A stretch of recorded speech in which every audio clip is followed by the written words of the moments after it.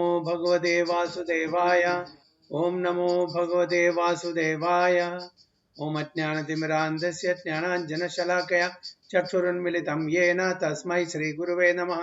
श्रीचैतन्यमनोभीष्टं स्थापितं येन भूतले स्वयं रूप कदा मह्यं ददाति स्वपदान्तिकं वन्देऽहं श्रीगुरुं श्रीयुतपदकमलं श्रीगुरुं वैष्णवांश्च श्रीरूपं साग्रजातं सगणरघुनाथान्वितं तं सजीवं साद्वैतं सावधूतं परिजनसहितं कृष्णचैतन्यदेवं श्रीराधाकृष्णपादान् सगणललिता शिविशाखान्वितंश्च हे कृष्ण करुणा सिन्धु दीनबन्धो जगत्पते गोपेश गोपिका कान्त राधा कान्त नमोस्तुते तप्त काञ्चन गौरांगी राधे वृन्दावनेश्वरी वृषभानुसुते देवी प्रणमामि हरिप्रिये वाञ्छाकल्पतरुभ्यश्च कृपा सिन्धुभ्येव च पतितानां पावनेभ्यो वैष्णवेभ्यो नमो नमः।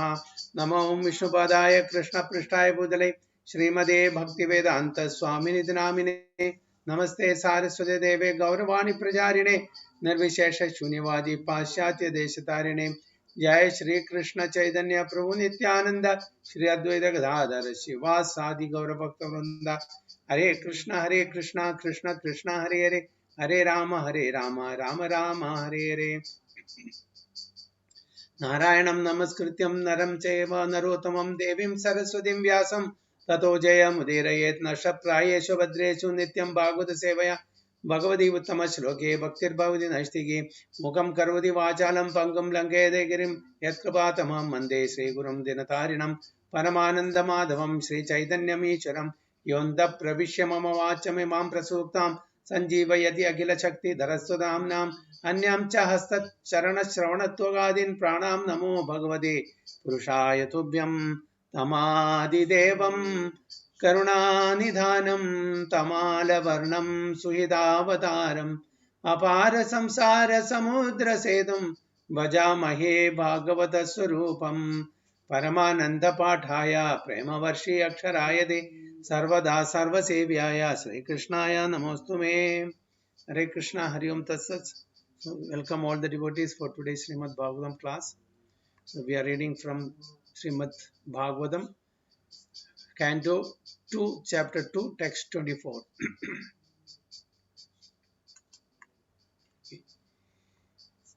वैश्वानरं याति विहाय सा गता सुषुम्नाय ब्रह्मपठेन शोचिषा विधूतकल्को अथ हरेरुदास्तात् प्रयाति चक्रं नृप सैषुमारम्। हरे कृष्णा। पद्ममुखी माता जी। हरे कृष्ण प्रभु। नैश्वानरं याति विहाय शागता सुषुम्नया ब्रह्मपतेन शोचिता विदूतकल्कोऽर्थहरेरुदस्तात् प्रयाति चक्रं नृपसायसुमारम्। Translation Tarini Mata ji. Hare Krishna Prabhuji, Dandavat Hare Pranam. Krishna, Dana Pranam. O King, when such a mystic passes over the Milky Way by the illuminating Susumna to reach the highest planet Brahmaloka, he goes first to Vaishvarana, Vaishwanara. Vaishvanara, the planet of the deity of fire, wherein he becomes completely cleansed of all contaminations, and therefore he still goes higher to the circle of Sishumara to relate with Lord Hari, the personality of Godhead. Very good. O King, when such a mystic passes over the Milky Way by the illuminating Sushumna to reach the highest planet Brahmaloka, he goes first to Vaishwanara, the planet of the deity of fire, wherein he becomes completely cleansed of all contaminations, and thereafter he still goes higher to the circle of Shishumara to relate with Lord Hari, the personality of God. So this morning, our Ghanshyam Govindas Prabhu was showing the Shishumara. Have you noticed that? Anyone noticed? Yes Prabhuji, Sushumara. Yeah, Shishumara. So that is how the whole this thing looks like. So the yogis meditate upon that Shishumara also. So they goes to that. It's an overview. When it's a bird's view. When people see from that higher planetary system how all this, they see it's just in the shape of dolphin, that is Shishumara. Okay, so all this planetary system will make a form of Shishumara. So when they first go to the Vaishwanara, that is sun planet, where they will be cleansed of all contamination, then further still goes and to the Shishumara planets to relate with Lord Hari, the personality of Godhead. So the polar star of the universe and the circle thereof is called Shishumara circle. What is a polar star? Dhruva. Dhruvaloka. Okay, and therein the local residential planet of the personality Godhead Shirosai Vishnu is situated. So near the Dhruva planet, there is a Swetadyuba. In that Swetadyuba, the Milky Ocean is there, Palari. So there, our Shirosai Vishnu is lying. He is situated. Before reaching there, the mystic passes over the Milky Way to reach Brahmaloka.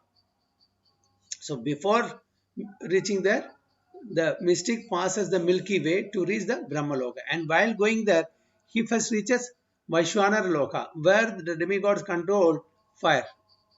Om Vaishwanara Loka. The yogi becomes completely cleansed of all dirty sins acquired while in contact with the material world.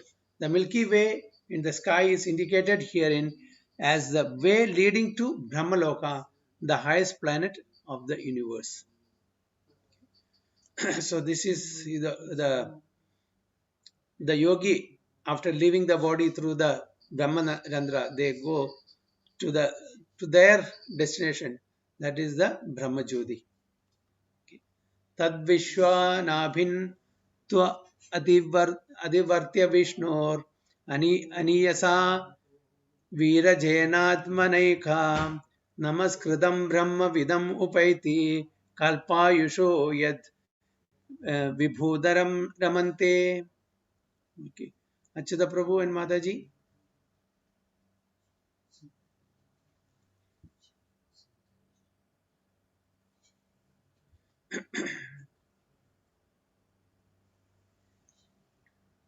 Hare Krishna. Okay, I think they are not there. Okay, Mataji, yes. You are on mute. Cannot hear.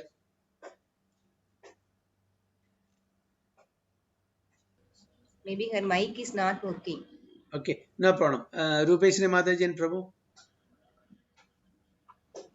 Hare Krishna Prabhuji.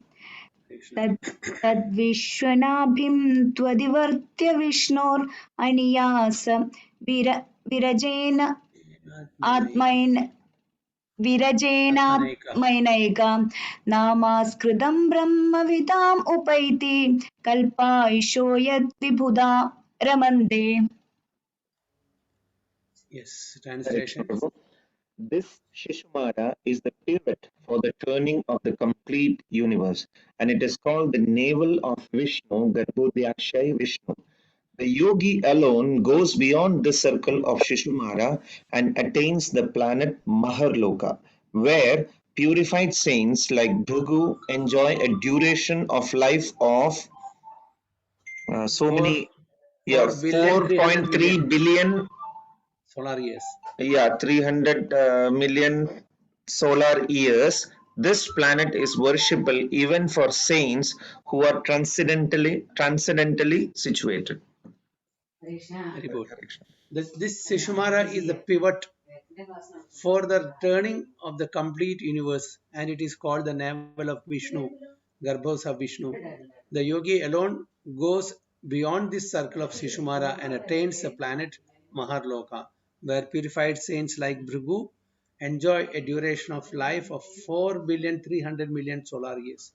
This planet is worshipable even for saints who are transcendently situated. So the yogi goes higher and higher after cleansing, all the material dirts accumulated within this material world, then go higher and higher, then even they can go to the Maharloka. Okay. Where purified saints such saintly personalities are staying such lokas, where the duration of life is very, very big compared to that of ours. So it is said that 4,300,000,000 solar years, that is the duration of life there in Maharloka. This planet is worshipable even for saints who are transcendently situated. They are not ordinary people. To go to the, that loka, it's not this thing. Several heavenly, higher planetary system. No much details are given about those planetary system. But anyway, it is, we know that this are all higher planetary system. Okay, our, our scientists can even know only about 9 planets. That is also coming within our middle planetary system. Beyond that, they don't have any idea. Okay? They don't have any idea about the subterranean planets, nor do they have any idea about the higher planetary system. So there are billions and billions of planets within one universe. So these informations are available for us, but unfortunately, the so-called scientists will say these are all myths. But today, after listening to today's class, we'll have an idea. So how complex this universe is. अतो अनन्तस्य मुखानलेन दण्डाहिमानं सनिकृष्य निरीक्ष्य विश्वं निर्याति सिद्धेश्वरयुष्टधिष्ण्यां यद्वै परार्ध्यं तदु पारमेस्थ्यम्. दीप्तिमती माताजी. हरे कृष्ण प्रभु जी, प्रणाम. हरे कृष्णा. अथो अनन्तस्य मुखानलेन दण्डह्यमानं सनिरीक्ष्य विश्वं निर्याति सिद्धेश्वरयुष्टधिष्ण्यं यद्वै परार्थ्यं तदुपरमेष्ट्यं परमेष्ट्यम्. Very good. Rajeshwara Prabhu, translation.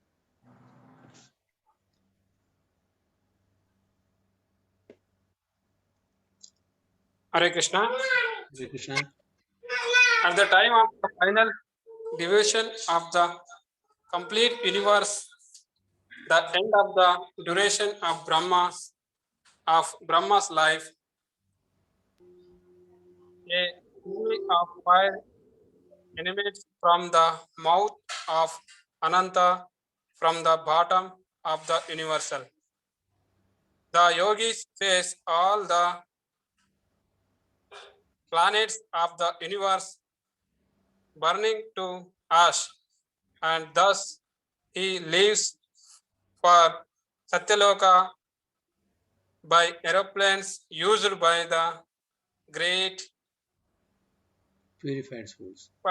Purified souls. The duration of the life is in Satyaloka is calculation to be 15,480,000,000,000 years.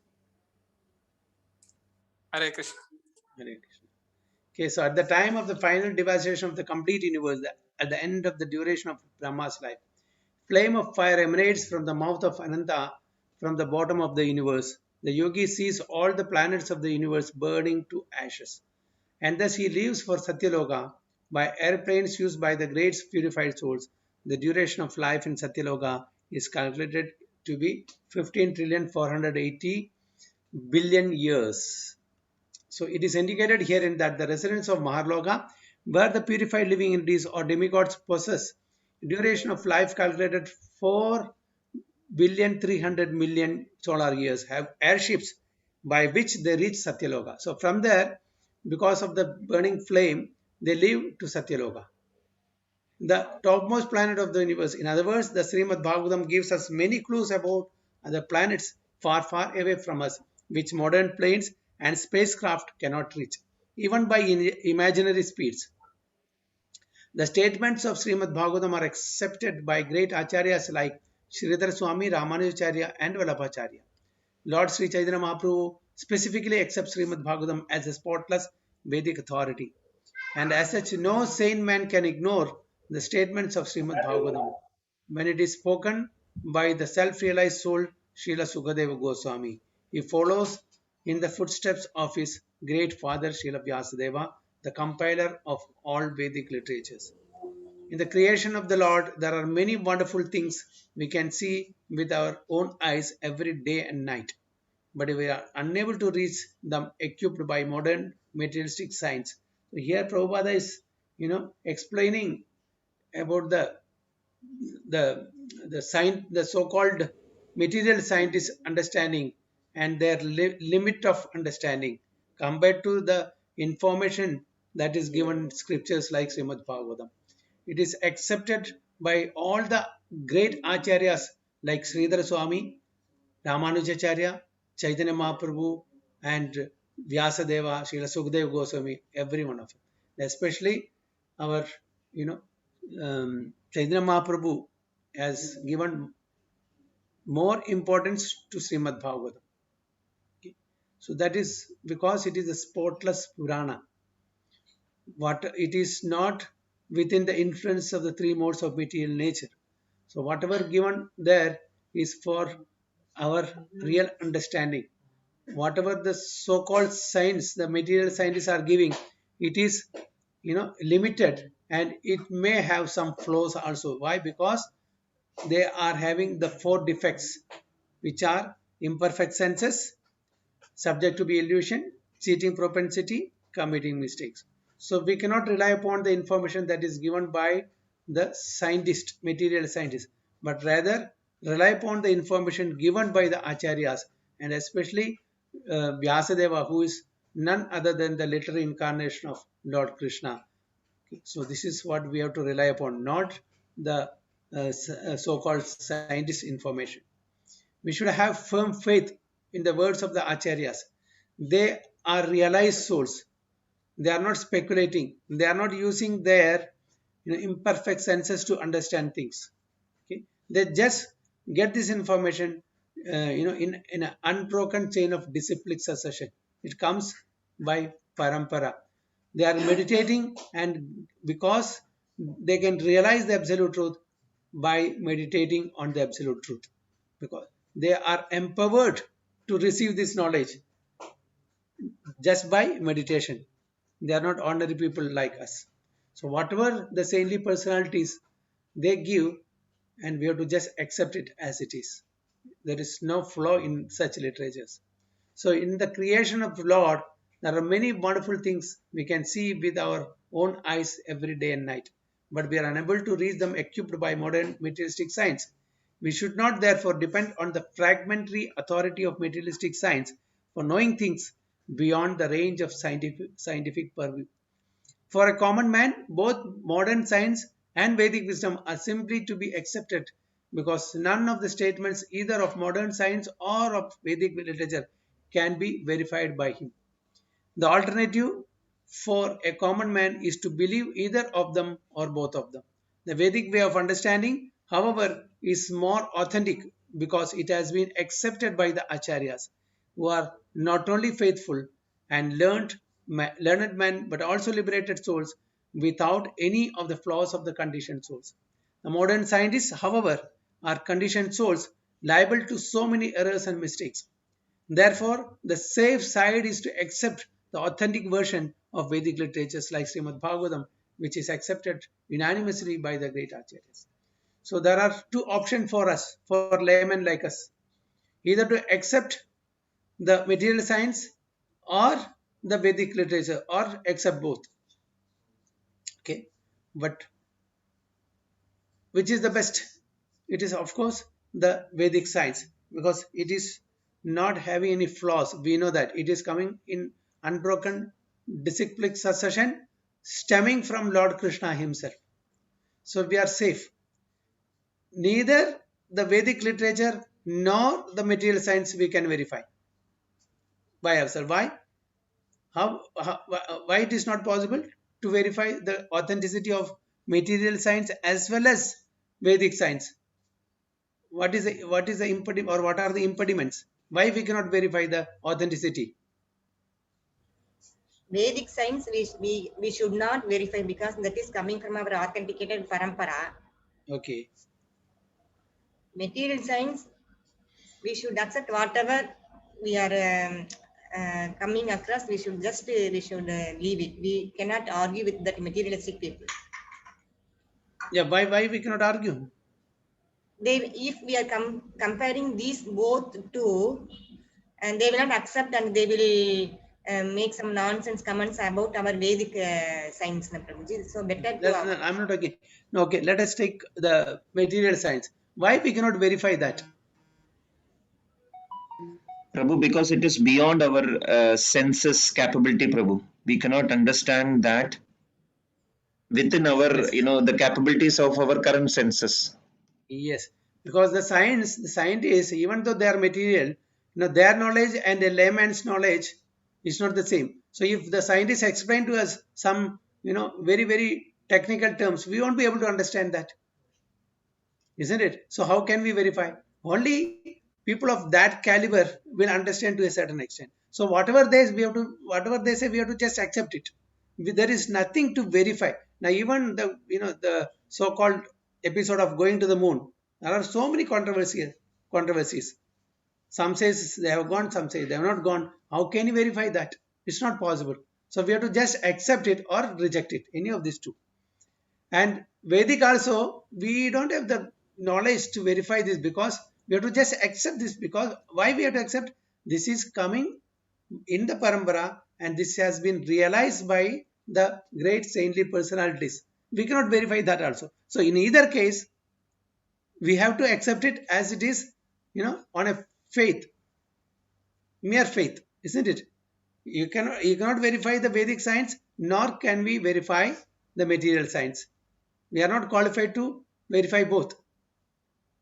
So our choice is either accept both or accept one and don't accept the other.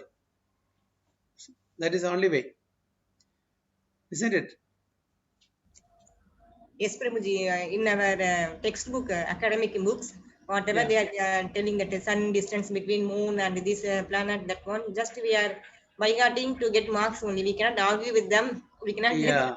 So vote. whatever the teachers, we have to just, because we cannot verify that. Suppose the scientist is telling, as per the distance between Earth and Moon is so much yojana, so much miles. We have to just accept it.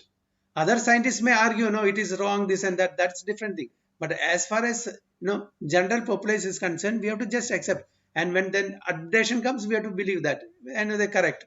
So we have no way to check that, isn't it?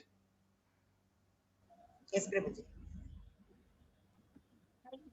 Even though we are Suppose we go to a seashore and you take a sack of sands, and somebody is telling there are 100 billion grand granules in that. Can you verify that? Certainly not, Prabhu.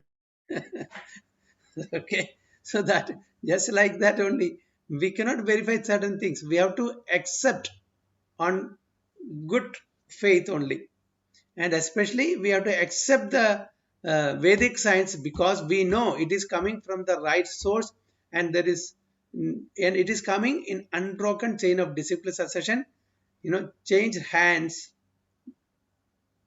in the proper parampara system. So general public like us, layman, we have to just have faith. Only thing is, we can do one thing. We can check whether this parampara is authentic or not. But the material science, today they are saying something, tomorrow something else, they will update it. So definitely there will be flaws. Definitely there will be flaws, but we cannot. There may be truth also. Some may be facts, some may be not facts also here. But in the Vedic science, everything will be fact, but only thing is our level of understanding is not to that. So we may have some misunderstanding. We may not be able to understand in the right perspective. That's the only difference.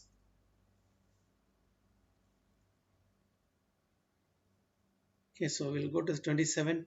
Na yatra shoko na jara na mrityor nartirna chodvega rite kutaschet yachittatodha कृपयानिदं विदां दुरन्द दुःख प्रभवानुदर्शनात्. Padmamukhi Mataji, Prabhu.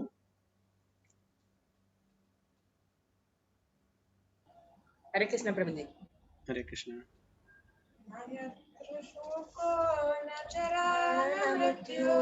Nati na chodvegarte gunachi Yachitta toga kripayanidam idam Duranta dukkha prabhavanudarasnat. Translation. Translation. In that planet of Satyaloka, there is neither bereavement nor old age nor death. There is no pain of any kind, and therefore there are no anxieties, save that sometimes, due to consciousness, there is a feeling of compassion for those unaware of the process of devotional service, who are subjected to unsurpassable miseries in the material world. Very good. So in that planet of Satyaloka, there is neither bereavement nor old age nor death. There is no pain of any kind, and therefore there are no anxieties, save that sometimes, due to consciousness, there is a feeling of compassion for those unaware of the process of devotional service, who are subjected to unsurpassable miseries in the material world. Foolish men of materialistic temperament do not take advantage of successive authorized knowledge. The Vedic knowledge is authorized and is acquired not by experiment but by authentic statements of the Vedic literatures explained by bona fide authorities. So as we all know, there are different ways of acquiring knowledge, that is the descending process and the ascending process, of which the descending process, that is coming down through the parampara system, is the authentic one, is the real one. Other one is the material science, that is by experiment. It is the ascending process, and it may or may not be true, because there'll be so many flaws. So we should depend upon the descending process, that is the Shabda Pramana. Simply by becoming an academic scholar, one cannot understand the Vedic statements. One has to approach the real authority who has received the Vedic knowledge by disciplic succession. As clearly explained in Bhagavad Gita 4.2, Lord Krishna affirmed that the system of knowledge as explained in the Bhagavad Gita was explained to the sun god, and the knowledge descended by disciplic succession from the sun god to his son Manu, and from Manu to King Ikshvaku, the forefather of Lord Ramchandra, and thus the system of knowledge was explained down the line of great sages one after another. Okay, what is that sloga? 4.2. Evam parampara praptam imam rajeshrayo vidu. Same one. Yes, Prabhuji. Sakalaneha mahada yogo nashta parantapa. Right? No, or before Yes, that. Prabhuji. No, Yes, no, no. Prabhuji. This one. 4.2. This is the correct one. Okay. So, but in due course of time, the authorized succession was broken, and therefore, just to re-establish the true spirit of the knowledge, the Lord again explained the same knowledge to Arjuna, who was a bona fide candidate for understanding due to his being a pure devotee of the Lord. So, this was coming down in bona fide parampara, but in due course of time it got lost. Now again, Lord Krishna is giving this or imparting this knowledge to Arjuna, okay, after a long period of time.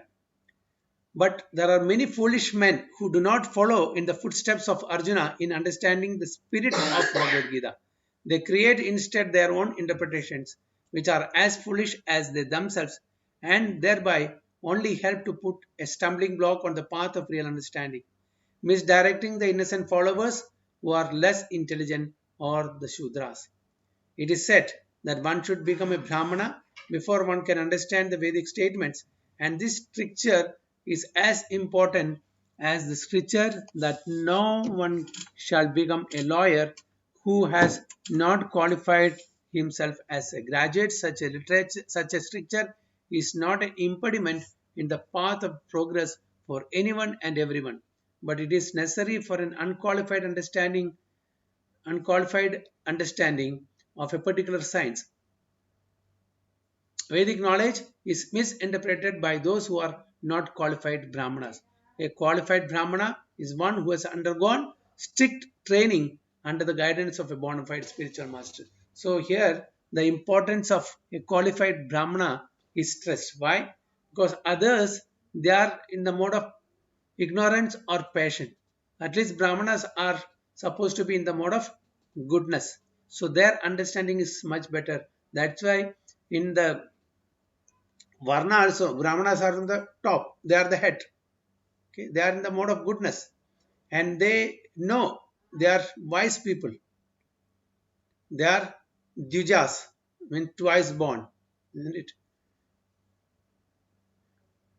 So that's why the importance to the Brahmanas, qualified Brahmana is stressed here. So qualified Brahmana is one who has undergone strict training under the guidance of a bona fide spiritual master. So a Brahmana will have a bona fide spiritual master. Under his guidance, he will be learning. What is that? Janmana Jayade Shudra. Okay, by birth, everybody is Shudra. Samskarat bhavet Dvija. Veda Padnat bhavet Vipra. Brahma Janadi iti Brahmana. Okay, those who know Brahman is Brahmana. Okay, those who are born, everybody is born as Shudra. By samskara, he becomes twice born. Okay, by studying the Vedas, he becomes learned. That is Vipra. And those who know Brahman is called Brahmana. So this is the qualification of Brahmana. So Brahmanas can understand, and they are the advisory class of the society. So we have to respect them, and we have to get training under their guidance. We have to get the knowledge from them. The Vedic wisdom guides us to understanding our relation with the Supreme Lord Sri Krishna and to acting accordingly in order to achieve the desired result of returning home back to Godhead. But materialistic men do not understand this. They want to make a plan to become happy in a place where there is no happiness. Just like Lord Krishna says, Dukkale Machashudam. So how can we find happiness in a place where there are dukkha? You know, it's just like we are trying to find gold in garbage bag. You know, we don't keep the gold in garbage bag. We keep the gold in safe locker. Okay, very protected. Nobody should come and steal it. Okay, if somebody is going and trying to find gold in the dustbin or garbage, will we find it? No. Similarly, in this material world, this place is full of miseries and temporary. So how can we find happiness? It is not. So we are making plan to become happy in this material world, which is Dukhalayam Ashashudam. For false happiness, they try to reach other planets. So mechanical arrangements are done, thinking that if you go to other planets, we'll be happier than here. Just like we think that we are bored of, this place, Abu Dhabi, we want to go to America for enjoyment. Or we want to go to Kashmir. Or we want to go to Europe. We go to different place, finding more and more happiness. But do we find happiness? We don't find happiness. Wherever we go, Janma, Mrityu, Jara, Vyadi, and this Adhyatmik, Adi Baudik, Adi Devik kleshas are always there. We think that temporarily, okay, we are in a better place, very nice, okay, good city, good cars, good comfort, everything. But how long? After a few days, we'll get fed up there also. So this is, our plight. Everyone is searching for happiness, but unfortunately, it is not the right place. Just like, as I told you, we are searching gold in a wrong place.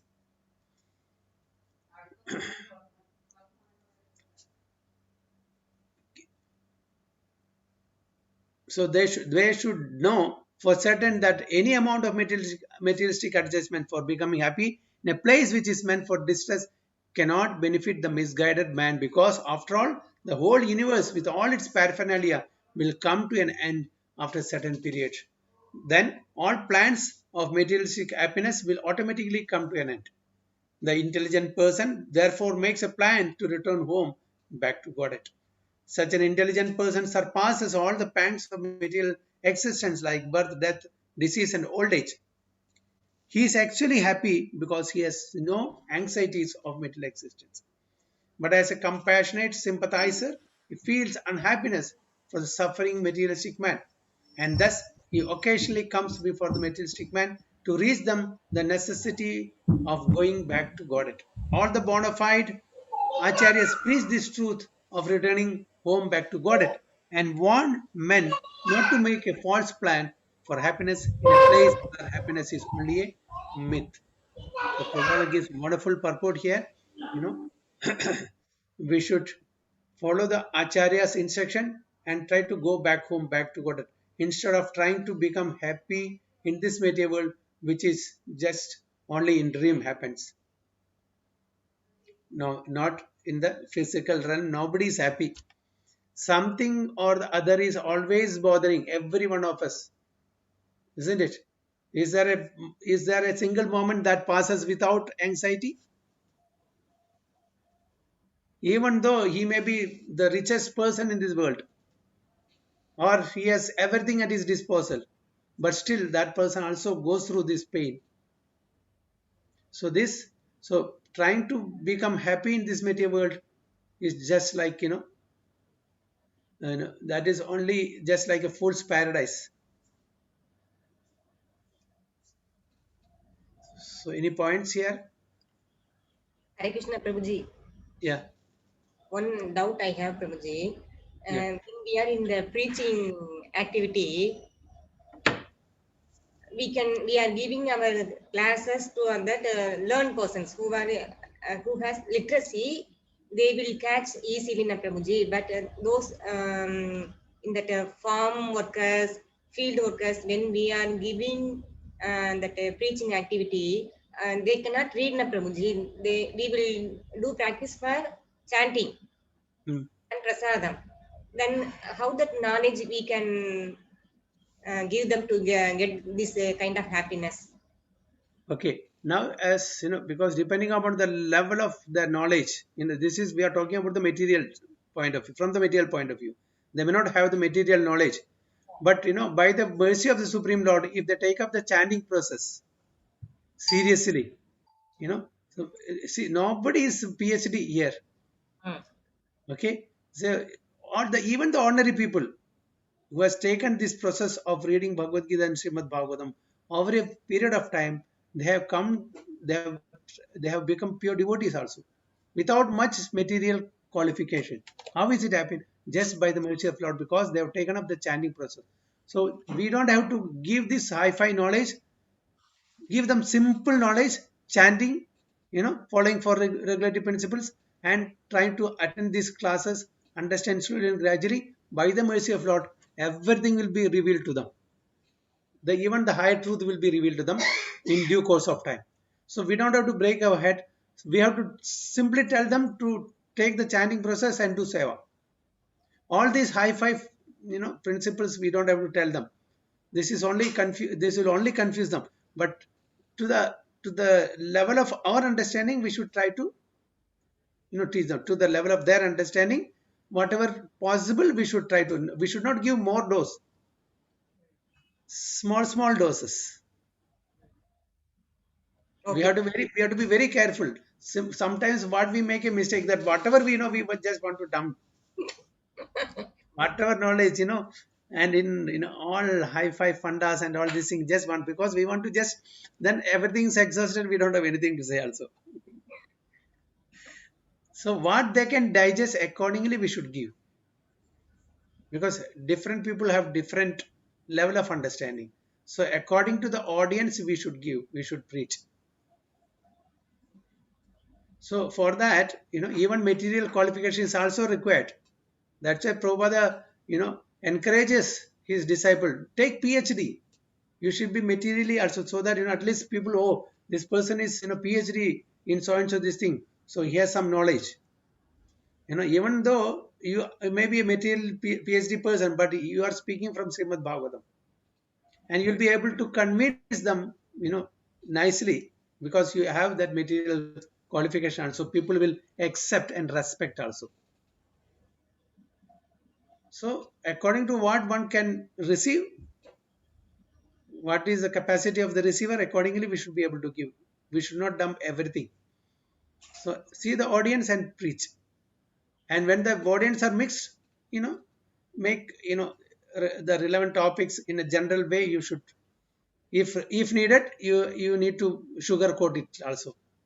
If it is for a good purpose, our intention is good, we can also sugarcoat it.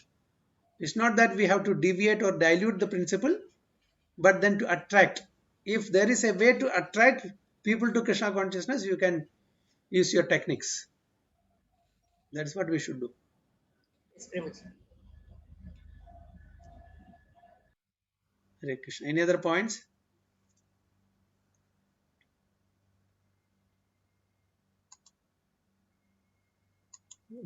Hare Krishna Prabhu.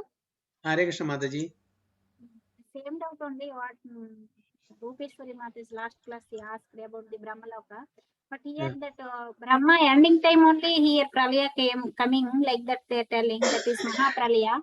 Yeah. That Mahapralaya time even Brahmaloka also will annihilate no Prabhu. Then why Yeah. Siddha Purusha all they are going to Satyaloka? Because slowly and gradually it is progressing from down to up. So they are going, and from there they will get elevated to the spiritual planets.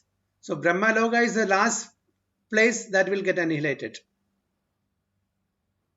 So even at the end of Brahma's life, and even Brahma Loka also, the complete universe gets absorbed in the abdomen of Mahavishnu. Mahavishnu. Yes. And I don't know why you didn't ask this question. Nobody asked this question. In that planet of Satyaloka, there is neither bereavement nor old age nor death. There is no pain of any kind, and therefore there are no anxieties. How do you explain this? Actually, span is more, na Prabhu, Satyaloka. Main What is that is that? a span of life is more, so they will not feel that. Yeah. Otherwise, the whole I universe. read that purport I read. Yeah, the whole universe. It's a place of Janma Mrityu Jara Vyadhi. So how you can justify this in the planet of Satyaloka? It is you can say almost nil, but still there is a beginning, there is an end, because there is a manifestation and manifestation. Okay, so from that perspective, compared to the other planetary system, the middle and lower planetary system, there is no bereavement, old age, or other this thing, what you call vyadhi or whatever it is. It is negligible. It is not visible like that. But here you can feel that, you can see that. It's not that in Satyaloka there is no bereavement, old age, or death. In comparison to this other planetary system, yes, it looks like. But within this, Brahmaloka is also within this universe, where there is a beginning and there is an end. But the old age and disease is not like that of other planetary system. As you rightly said, the lifespan and other things also we have to take into consideration. Yes, Mataji. Yeah. The translation in that Pralaya time only this Siddha Purushas they are going. Yeah. They told that Yeah. When they cannot stay there any longer, that's why it is written in the previous verse. No, they go by the aeroplanes from there. They are going that what is Vaikuntha Lokas, like that, Prabhu? No, they cannot go to Vaikuntha Loka from there. Definitely, if they are qualified, they can go. But by aeroplane, they cannot go. That is within the Brahmaloka, to that place only. That is only when they are liberated from this material world, they can go to the Brahmajyoti or the Vaikuntha Loka, depending upon what faith they have. They have a Brahman realization or a Paramatma realization or a Bhagwan realization. Depending upon that, they will attain that respective realm. If he is a Brahmavadi or a Paramatmavadi, they will go maximum up to Brahmajyoti. If he is a Bhakta, if he is liberated, he will go to the spiritual planet at the end of that. So they can, those people who are eligible to be there in the Brahmaloka, they would have been purified by that time and they will get liberated also. So again, that their liberation depends upon what is their destination, what is their thought process. If they are Brahmavadis or Paramatmavadis, they will end up in Brahmajyoti. If they are bhaktas, devotees, then they will go to Vaikuntha Loka and above also. But my doubt is here that only, Prabhu. Then this Pralaya time only, why there this Siddha Purushas going Brahmaloka? Because Even they are Brahma. all, here about whom we are discussing now. We are not discussing about the bhaktas here. We are discussing about the transcendentalists, mystics. By their mystic power or by their yoga process, they are elevating themselves to the higher planetary system slowly and gradually. They are going. So that's why in the earlier purport also we read. After purifying, they are going to the fire. This thing, the abode of the fire god, purifying their contamination, then going above. They are reaching the Maharloka. When the Pralaya comes, they are again going by aeroplane to Brahmaloka. So like that, and from there also they can get elevated to the Brahmajyoti. So it is they are not ordinary, they are transcendentalists, they are yogis, but unfortunately they are not bhaktas. So we are talking about the mystic yogis who by their own effort trying to elevate themselves. Bhaktas are different. Bhaktas, they are not just like the difference between the material education and the spiritual education. Spiritual education is descending, material education is ascending. So the transcendental yogis, they want to put in their effort to attain Brahmajyoti by their mystic yoga siddhi yogic power, whereas bhaktas, they depend upon the mercy of the Supreme Lord by following the devotional service. So that's the difference between a bhakta and the transcendental yogis. Okay, correct. Okay, Mataji? Okay. Okay, so we'll go this time or we'll stop here. Hare Krishna Prabhuji, only one doubt Prabhuji. Yeah, Now we discussed this Brahmalokana Prabhuji. yeah, Morning class that Prabhuji was taking the planetary system. yeah. In that picture, the Brahmaloka is not there, Prabhuji. Maharaloka, Satyaloka. Satyaloka. Satyaloka is Brahmaloka. Oh, same, both are same. Yeah, yeah. Brahmaloka means where Lord Brahma resides. That is Satyaloka. Not Brahma's abode. Okay, okay, Yeah, okay. yeah. That is Brahma. That is the topmost within the universe. So Okay, elevation from there also, there are, because those who are reaching there, they are not ordinary people. It's not, you can see ordinary people can go up to the Swargaloka, the heavenly planets, up to Swargaloka. Up to Swargaloka is up to the Dhruva planet. These are all Maharloka, Janaloka, Maharloka, Tapaloka, Satyaloka is still higher. So the heavenly planets, what we are talking is up to Dhruvaloka. From Sun planet to Dhruvaloka are the heavenly planets. And beyond that, all this realm comes. So those who are reaching that realm, that they are not ordinary people. We should not take them as ordinary.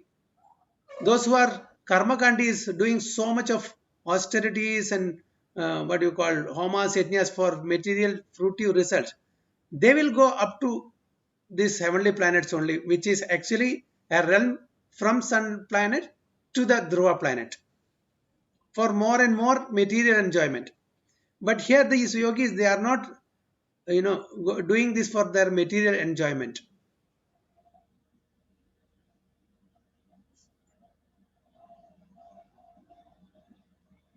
Okay, Madaji, is it clear? Yes, Prabhuji, yes, Prabhuji. So it's almost 8 o'clock. We'll stop here. So next is 28.